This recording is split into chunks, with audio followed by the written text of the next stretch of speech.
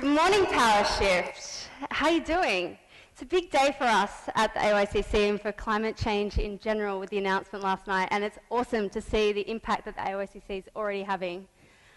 What I'm going to talk to you about today is the 5 things that everyone gets wrong on climate change. And that matters because the stories that we tell define our behaviour. It defines how we act as a society, how ambitious we are, and it defines how brave we are as individuals. So I'll start out with the first myth, which is that the jury is out. Now, you probably already know that for the most part, for almost over 97% of scientists agree that climate change is already happening, that the verdict was decided decades ago by scientists. But what you might not realise is that the community verdict was already in as well. So Australians care about climate change. 60% of Australians are worried about climate change. 65% report experiencing the impacts already, and 80% expect that they'll experience some level of harm in the future. Now you might think, oh, well, where did you get this research from? This is from the CSIRO, one of the most credible groups in Australia. And it might be surprising or astonishing to you if you read the newspapers, but it's there in the research. The next question is to ask, well, how big is the proportion of scepticism in Australia? I'm going to ask you to guess. Who thinks it's 10%, 30% or 50%? Who thinks that 50% of Australians are climate skeptics? There's a couple. Who thinks that 30% are sceptical? And who thinks that 10% are sceptical? So people that are sceptical think that climate change isn't happening, or it's happening but it's got no relationship to humans at all. It's actually 7% of people are genuinely climate skeptics. It just happens to be that they're often the most strident, the most angry, the people that will accost you in a taxi and go on and on and on. I've had that experience one too many times. I just need to start saying that I'm an accountant. I don't work in climate change. No, it's important to educate the taxi driver community because they can have a really big impact too. But I think it's really important that we understand that most people actually agree with us. And that actually most people at the Climate Commission, we find the number one question is, what can I do about it? People are aching for solutions and they want to know how they can be part of it. But we have this perception that 50% of people don't agree with us. And when 50% of people don't agree with us, the story is that when we go to the barbecue or we're at a school function, that we're going to have an awkward conversation and it's not going to be very pleasant. But if we think that people do agree with us and people are looking for solutions, that can make us feel more confident in going out there and talking about it.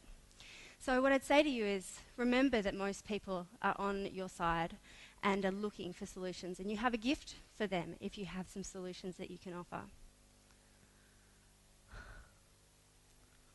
I'm not very good with the whole technology thing. Yes. Myth number 2, it's a future problem. So we often hear about this. Climate change, the impacts will happen some stage down the track, but for most people that then means, well, the impacts, the reasons for doing things, the action that we'll need to take will also have to happen in the future. But climate change is already happening right now, and you only have to look at the amount of carbon dioxide we put in the atmosphere. So it's increased by 40%. Imagine if your body weight increased 40%. You'd look different, you'd feel different, and your body would be different. You'd be at risk potentially from a range of diseases like cardiovascular disease. We've fundamentally altered the climate already by putting 40% more carbon dioxide in the atmosphere. And the point about, so 40% of carbon dioxide in the atmosphere raises global temperature by 0.8 degrees. That doesn't sound like a lot, but I'll give you a cricket analogy. Imagine that there's someone that's a batsman on the Australian cricket team. They're on average scoring about 60 runs, but that doesn't mean that they score 60 every time. Sometimes they score 80, sometimes they score 40. If their average moves up, say to 80 runs, that means that they're getting less low scores and more high scores. They might even get some scores that are way out there, over 100 or 120. Now that's obviously great if you're a cricketer, but in terms of the climate, as our average goes up, we get more extremes. hot extremes, bushfire extremes, flood and rainfall extremes. And this was illustrated very clearly last summer when we experienced the hottest summer on record. There was over 120 records that were broken. And this just shows you a graph. So you can see this is a bell curve where there's an average. And as the average moves, we get more hot weather and more record hot weather. We're getting 3 times the amount of record hot weather than record cold weather. And hot weather matters because it affects people. You just think of 2009, that heat wave that came before the Black Saturday bushfires here in Victoria. That heat wave actually killed more people than died in those Black Saturday bushfires. Ambulance call-outs went up 70%, and 2,000 people in Victoria were treated for health-related illnesses. So last summer, this is some of the stats from the Angry Summer, as we've called it, from last year. And January was the hottest month on record, and January 7th was the hottest day. So you might remember the summer and that it was defined by a whole range of extreme weather events, heat just being one of them. And extreme weather events do occur naturally, and they occur in the Australian summer or at other times of the year. But what climate change is doing is making those events worse, making them more frequent. It loads the dice in favour of seeing more extreme weather events. And why is that? Well, it's hotter, so that explains the extreme heat. But heat also means that there's more energy in the atmosphere. It means that there's more water as well, because there's more evaporation. So you've got more energy and you've got more water. If you've got more water in the atmosphere, you're likely to see more heavy rainfall. Heavy rainfall means more floods. If you've got more energy, you're likely to see more tropical cyclones, or more intensity of tropical cyclones, as it adds fuel to those cyclones. And when you have a cyclone, you can often get what's called a storm surge. So you might have seen those photos where beaches are being pulled away. This comes from where the cyclone's blowing on shore. And what happens is the waves pile up and up. And then if you add sea level to that, so you've got a 20 centimetre rise in sea level, that much water, but you times that by its length and its width, and you've got a whole lot more water coming into the coming onto the beach or to the city or wherever it is. This is in New York. You might remember last year, Hurricane Sandy. This is exactly what was happening there when the New York subway filled up with water and disrupted New York in a really big way. So climate change is also obviously shifting weather patterns, moving rainfall around. So where it previously rained, it might not be raining, might be drier, and it might also change the time of year it rains. So when you've got drier conditions, you can have more drought, drier conditions plus hotter conditions, and you can have more bushfires. So altogether, that means that extreme weather has already got worse. And one of the tragedies, in my view, of the discussion about climate change is that this story about the impact of extreme weather events now has basically been missed. The journalists have asked scientists, is Hurricane Sandy or another type of extreme weather event caused by climate change?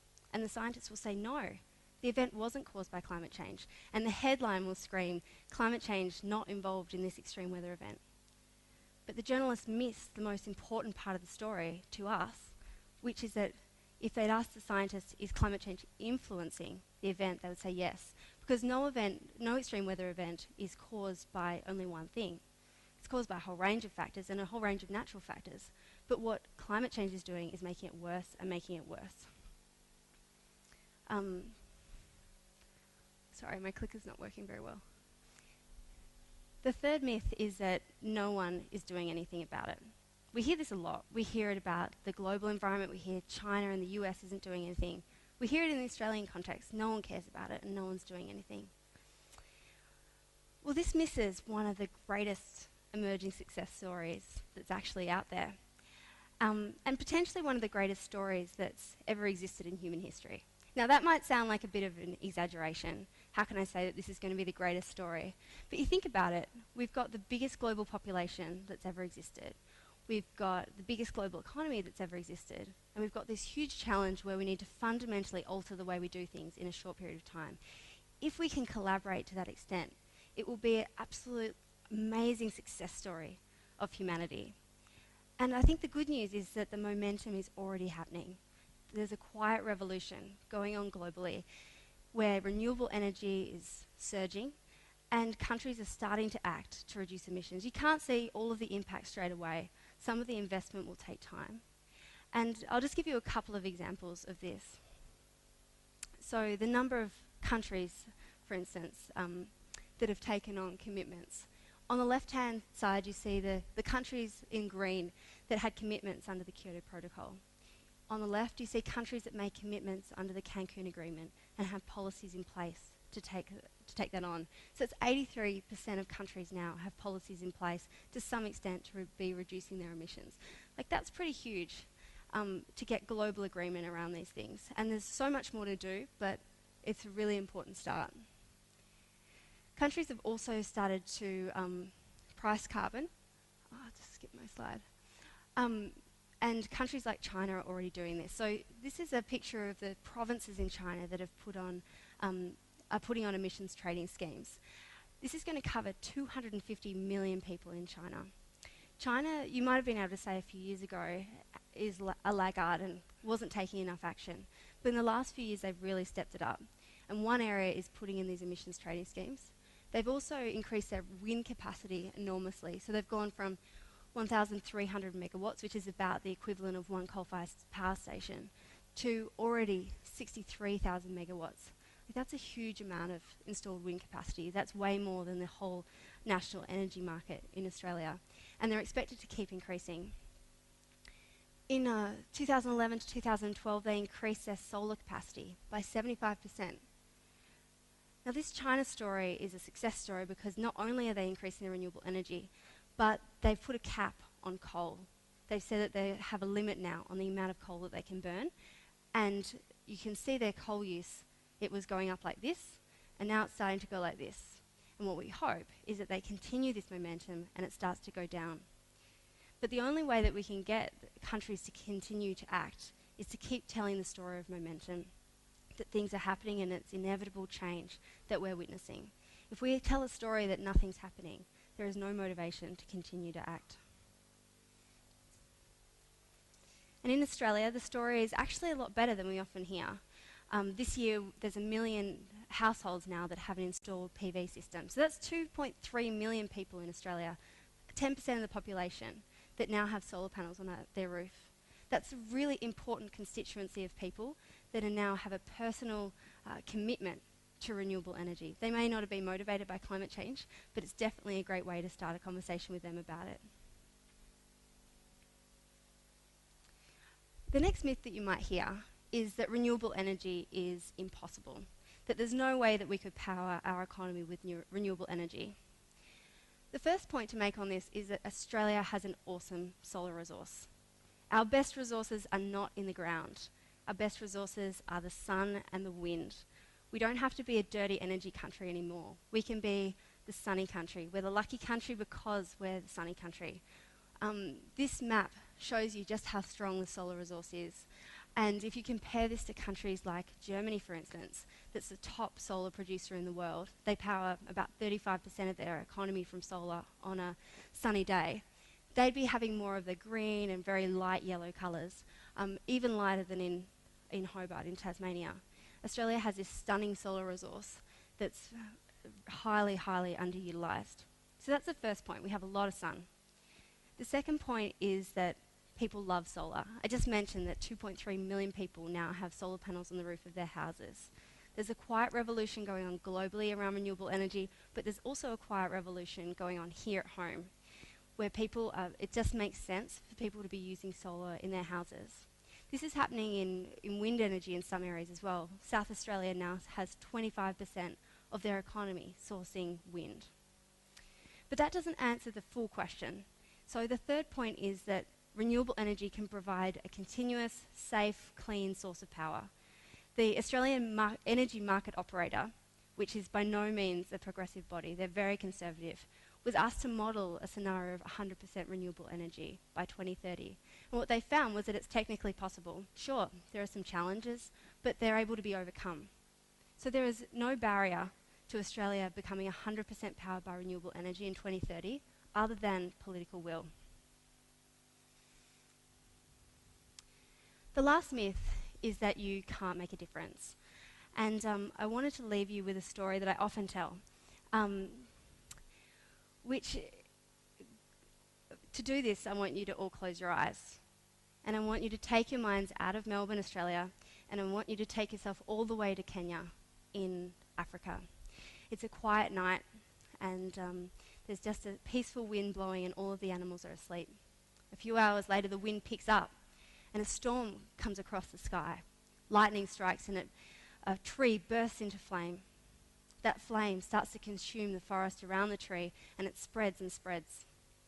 The animals are so frightened, and they run to the top of the hill, and they're watching as the fire eats away at their homes. Then they hear a buzzing noise bzz, past their ear, and the tiny animal of all they see taking a single droplet of water to the fire and dropping it on, and then going back to the river, another droplet of water back to the fire. The elephant, the largest animal of all, looks incredulously at the hummingbird and says, "Hummingbird, what are you doing?" The hummingbird only stops briefly and says, "Well, elephant, I'm doing the best that I can," and keeps dropping droplet after droplet on the fire. The other animals are inspired by this, and the monkeys pick up banana leaves and collectively throw water on the fire. The rhinoceros stamps on the fire. And finally, even the elephant picks up some water and sprays the fire and puts it out. I like this story because I think it tells the story of what it means to be a single person with a huge challenge. We're all small, but the people who are persistent and inspire those around them are the ones that make a difference. It tells the story of someone who's incredibly brave, that continues to be persistent with their actions. We live at a time with grave national and international challenges. But the flip side of that is that we live at a time that matters, a time when our lives can matter, and when what we do day to day matters. We live at a time where our service to humanity, to all of those around us and those who come after us, really matters. We can tell a better story about climate change, a story that's braver, it's built on what we've already achieved, and can drive greater momentum. Everyone agrees with us, basically. It's already happening. The world is already moving, but it needs to accelerate. Renewable energy can power our world, and the revolution is underway.